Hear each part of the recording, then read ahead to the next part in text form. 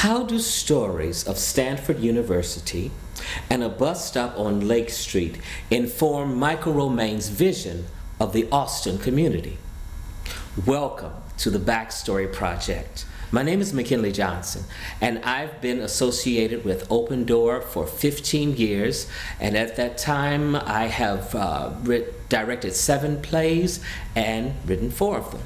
And I'm Annie Slavinsky, and I've worked with Open Door for 20 years as actor, director, and teacher. In today's interview, we'll be hearing from Michael Romain, one of the busiest news persons we know. And once again, if you enjoy these interviews, please consider making a donation to Open Door. Your support will allow this theater to continue its storytelling, both on stage and through these videos. Visit our website at opendoortheater.net and click on that donate button. Thank you. My name is Michael Romain. I am an independent publisher who owns, publishes, and edits Village Free Press, which is a newspaper in Maywood, but also covers 8 other surrounding suburbs that are included in Proviso Township. I edit Austin Weekly News, which is a weekly newspaper that circulates in Austin, West Garfield Park, North Lawndale, and is owned by Growing Community Media, a nonprofit that used to be Wednesday Journal. I majored in I went to the University of Illinois Urbana-Champaign, majored in English and creative writing. And I got out of school, went and lived with my dad in Peoria for a while, came back to the Chicago area, Maywood area, and started volunteering because I was unemployed at the time. And while volunteering, I was an ESL instructor. I worked for a youth nonprofit. I was helping the executive director do some things there. And I just kept coming across issues in the community that needed a platform, and I realized that we didn't have a newspaper through so much trial and error. So I just thought that was unfortunate, and eventually through other experiences, I realized that I could do something about it. I can contribute to the news vacuum, to the information vacuum that was in my community by doing what I could. And so I just started a WordPress blog in 2013, March 2013, in the Starbucks on Harlem and Lake in Oak Park. And my first post was about Chris Welch. He had just been elected state rep that year. That was my very first post. He's now Speaker of the House. And I just kept blogging from there. And it was an election that year. It was April, and I had my blog and my questions, and I was willing to go anywhere and talk to anybody who would talk to me, because I wanted to grow my readership. And to grow your readership, you don't alienate people or be exclusive about who you want to talk to. So I quickly gained a following, and I quickly gained a degree of trust and a degree of authority in the community that that translated into donations and support and resources from people all over the community. Yeah, so I started the blog 2013. 2014 or 15, I came across, I came into the attention of Jean Lotus, who's a former editor of Forest Park Review. She just asked me to coffee one day, said she was impressed by my work And it was just the biggest morale booster for me ever. It's like, wow, somebody who's actually a working editor wants to speak to me. And so we spoke. We agreed to do like a content sharing arrangement where I would use Forest Park Review content because we share schools. So Proviso East, covers Forest Park in addition to Maywood and other areas in Proviso Township. And so she wrote about school issues rather frequently. I would pick up her content, and if I wrote about issues or if I wrote about anything that had anything to do with Forest Park, she'd just pick up my content, and we just did it, for free. And then that turned into me freelancing for Forest Park Review, and then freelancing for Austin Weekly News. And then in 2015, Dan asked me to come on board full-time to replace the former editor of Austin Weekly News, Terry Dean. Well, local newspapers are valuable because they are essentially, they are the vehicles by which we facilitate democracy, one of the main ones. In order for us to have a functioning and healthy democracy, we need informed citizens.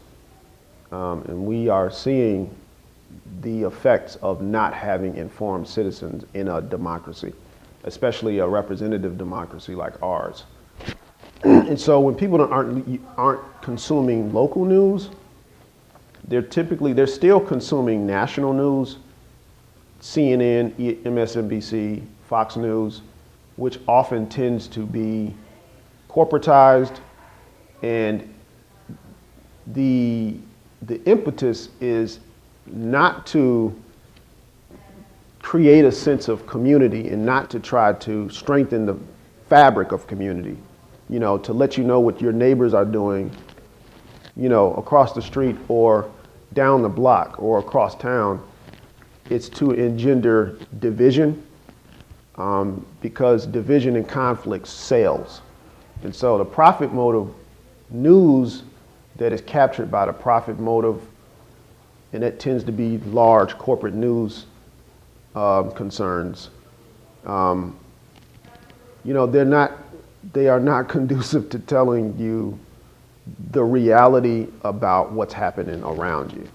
And because we live in an environment that is so mediated by various platforms like social media, Facebook, Twitter, YouTube, we live in a mediated environment already in which we're disconnected from each other and even from ourselves.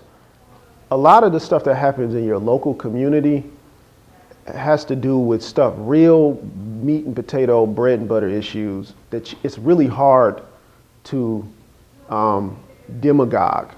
You can, but you're going to have a harder time doing it at the local level than you would at the national level because you're dealing with real issues.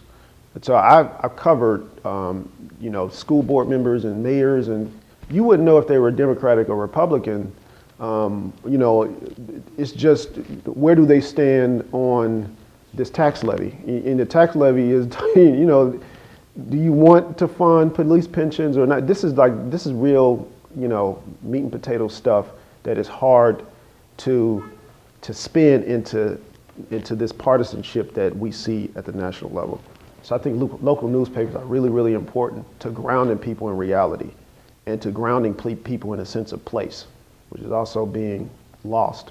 And without local newspapers, a lot of people, especially in the pandemic, when you're not going anywhere, it's hard to even know what's happening 2 blocks from you. And so in that sense, local media creates place. It creates a sense of space too. While reporting a community, it creates a community for people who may not even realize what's happening in other areas. Austin Weekly News is unique because it is the oldest community newspaper that serves the West Side. And when I say the West Side, primarily Austin, but also North Lawndale and West Garfield Park. It was started by a couple 30, 35 years ago, some 3 decades ago, and was eventually sold to Wednesday Journal, which is now Growing Community Media. And we've had it ever since. The interesting thing about Austin Weekly News is that it is run by working journalists, and who, Wednesday Journal, Growing Community Media, is a company that is known for good.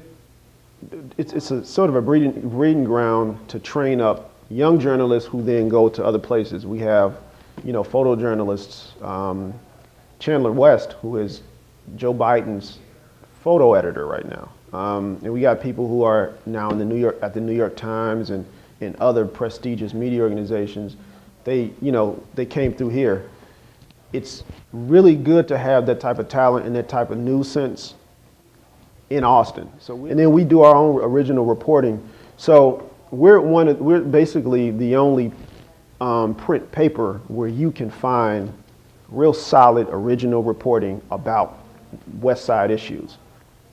And it's not a lot of community papers anywhere, especially in largely minority communities and largely black communities, black and brown communities, where you can find that.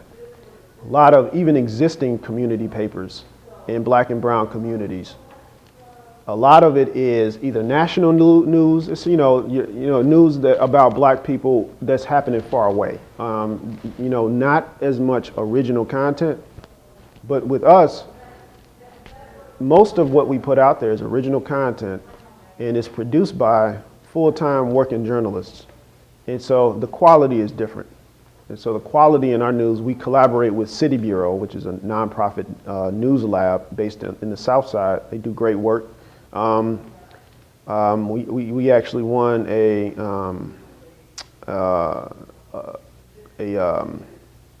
Peter Liziger Award in 2020 for our work producing an election guide in collaboration with City Bureau. That was just amazing, and people can still go online and see it. With Austin Weekly News, and I talk about this often when I can, Austin is a different community than Oak Park or Forest Park. And it's very easy for a newspaper to get in the habit of covering crisis after crisis after crisis. And so we are very conscious about not covering crime so often, because the Sun-Times and the Tribune, they do that. They have that on lock. And I'm not about to try to compete with those papers when it comes to crime coverage. What our community needs is not more crime coverage.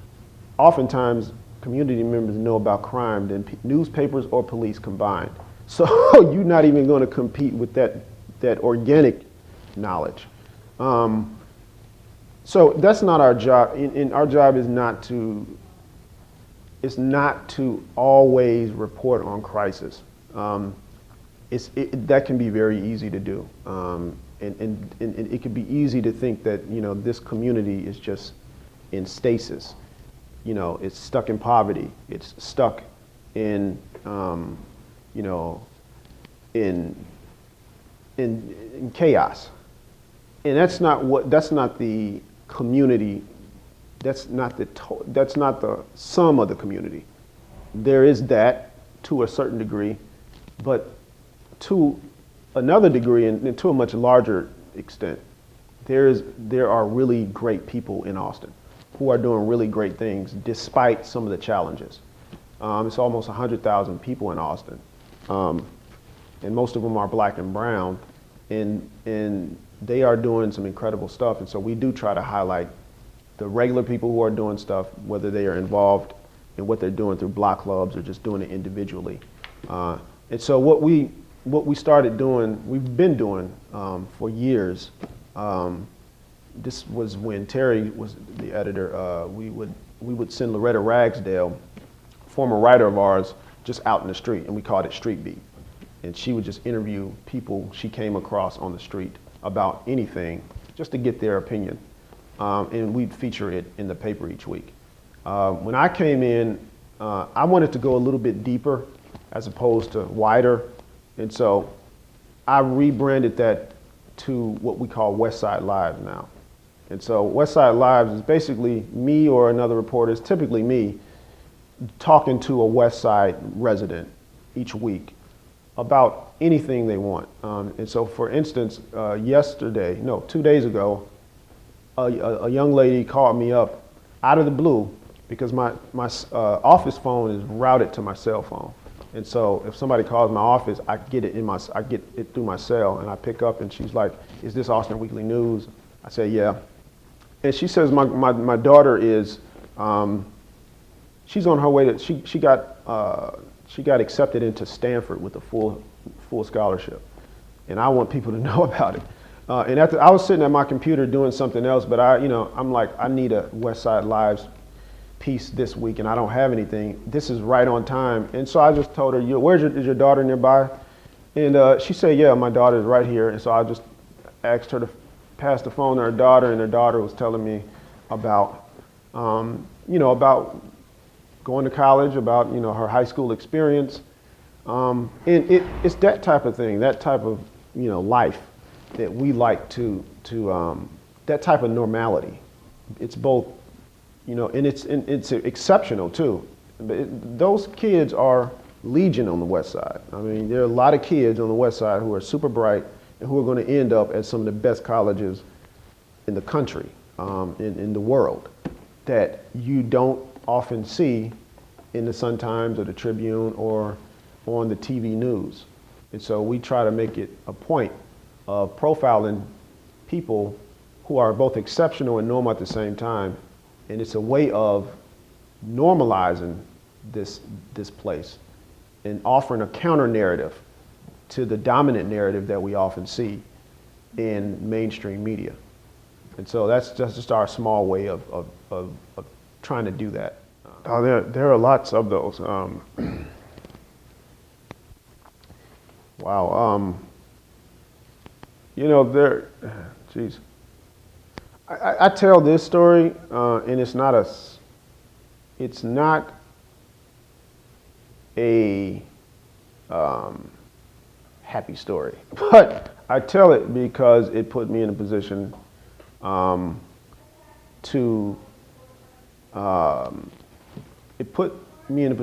be able to tell someone's story who couldn't, and to tell it from a way of empathy and decency. And that's when I was on the West Side one day in 2016 or 17, I want to say. And I was doing Street Beat at the time, because we still had our Street Beat feature. And I was walking with some Medill students who were shadowing me, two white Medill students who were shadowing me that day for a class. And while I'm in the middle of an interview in a grocery store at the corner of Corcoran and Lake in Austin, right by the Green Line, there's a drive-by shooting that happens as I'm interviewing a guy. And it turns out that a kid who had come into the store and bought something, was blasting music, walked right out. He was the target of the drive-by, and he was the one who got shot. And thankfully there were windows that were pretty sturdy, and so the bullets, although we were in the direction of the bullets, they did not penetrate the window, thankfully, because there are 5 people at the bus stop at least who got hit, and we could have been one of them. Me and I had 2 Medill students, and also our staff photographer at the time, William Camargo, who's a Hispanic guy. And so thankfully we were in the grocery store and not at the bus stop. But the shooting is done. I walk out. We are all okay. Nobody is hit. But as soon as I walk out of the store, I hear a scream, they hit BJ or they got BJ.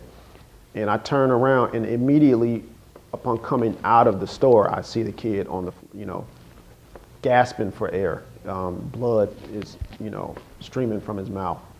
and he's basically taking his last breaths. And I saw a kid die. And it was really traumatic because my Hispanic photographer was there, and we were in a conflicted situation because do we cover this as no, what do we do? And do we react as people or as reporters? And so, inadvertently, I guess, maybe fate made the decision for me, because, we're always observing, we're always documenting. And so I forgot to turn off the recorder. So my recording is picking up all of this that's happening, in addition to picking up this kid breathing. And so I remember playing it back to myself, thinking this is horrific. But this is a recording of what happened. It needs to be preserved. And what happened after that needs to be preserved. And that's, the police got there very quickly because they're always in the area. They got there within 30 seconds to a minute. And they began clearing everybody out and treating us as if we were accomplices to the crime. So we were just in the area. And so this upset my photographer, my Hispanic photographer, our photographer at the time, William. And he and the police started getting into an argument, and I thought at a point he was going to arrest our photographer. So I had to get between them because the police were just disrespecting everybody at the scene. And they were treating us like dog. I felt really, it was inhumane. You feel degraded, and you didn't even do anything but be in the wrong place at the wrong time.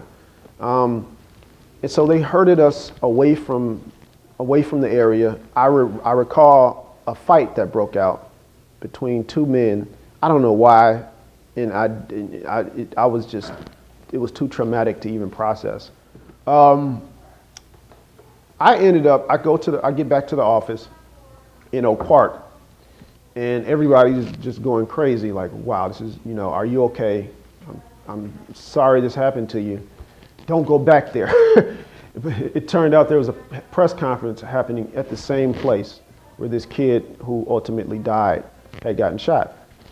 And I said, I got to go back there because people live in this community. And so for us being journalists, for me to say, I'm not going to go back there and do this story, that's me implicitly writing this place off, which is what we do oftentimes. The fact that we could be comfortable with people living in those conditions. And when stuff like this happens, we tend to blame the people in the place. And I said, this press conference is happening the next day, the next afternoon. Danny Davis is there. Alderman Talaferro is there. Alderman Mitz is there. The likelihood of this happening again is extremely low. I'm going back and covering this. And so I go back, I get the kid's name. He was 21. And Byron McKinney Jr. was his name. Nobody knew what his name was at the time when he was shot. So I get his name, we get information on where his funeral is at, and I attended his funeral. I tried to talk to his mother, talked with several relatives of his. Went back a third or fourth time to various vigils that were being held and prayer groups that were held at the site in his honor. And that became a series of stories that we ended up producing. And I was proud that we were able to tell that story in a way that didn't make this kid's life and his death seem as trivial as it seemed in the Tribune. There are elements of grief, there are elements of pathos that are lost in that story. And I thought we were in a position to provide a certain degree of pathos, a certain degree of empathy, a certain degree of humanity by just being there. And at the end of that press conference, there was a woman who was sitting at the bus stop, which had been shattered due to the bullets. It was busted out, no glass there, but she was sitting, the glass has since been swept up. And I asked her if I could talk to her. I said, do you know what happened here yesterday, basically? And she said, yes, I know. I said, are you afraid to be out here? She said, I have no choice but to go to work. So she couldn't, like, there was no choice of being, I mean, if she was afraid or not, it didn't matter because she had to go to work. And she told me, without me asking her, she said, my son was killed. And this is just how, pervasive this problem is. And she said, at this point, I just leave it up to God. But, for us, we often in the media, we often talk about these places in a way that we talk about the jungle, in a way that we talk about the Serengeti or somewhere. You would think that the west side of Chicago was, this other world, and to a certain extent it is, and that's how the powers that be treat it. And that in and of itself is an indictment. And media should be indicted along with the other forces, along with the police department, along with the government that have allowed a place like Austin to be such that there are some people who most people, white or black, will not go and are afraid to go. That means that you're just writing off the people who are there.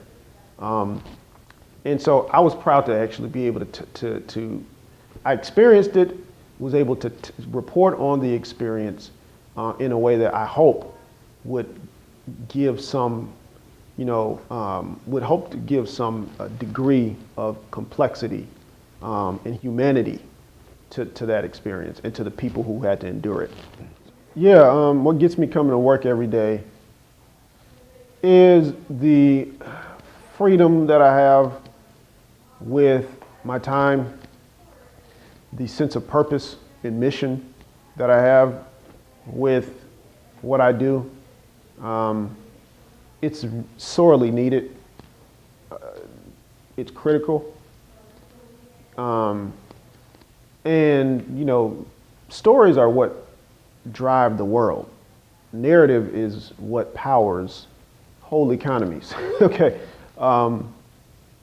And so, my passion is narrative, in telling stories, in a way that hopefully influences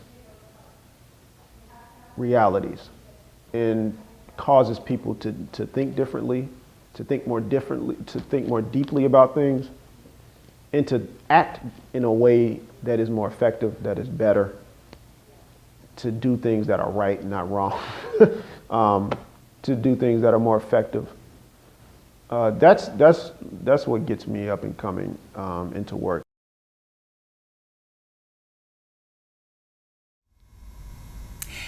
McKinley, Michael's stories, like all worthwhile journeys, open your eyes up to what you didn't know or what you didn't see before beginning the journey. Mm-hmm. And like all good stories, it puts you in the place and in the moment of the story. Mm-hmm. And after all, isn't that how we learn?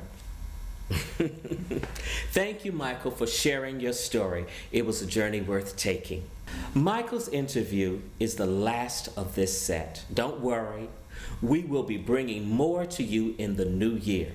In the meantime, the Backstory Project button on our website has links to each of the completed interviews. Catch up on any you might have missed and share the links with friends and families. Watch our website for updates on the coming interviews, or better yet, join our email list. Send a request to be included to opendoor902@gmail.com. And we'd like to thank each and every one of you for listening to these stories. And once again, if these stories mattered to you and you enjoyed them, please consider making a donation to Open Door. Just visit our website at opendoortheater.net and click on the Donate button. Any amount is so greatly appreciated. And Happy Thanksgiving from all of us at Open Door.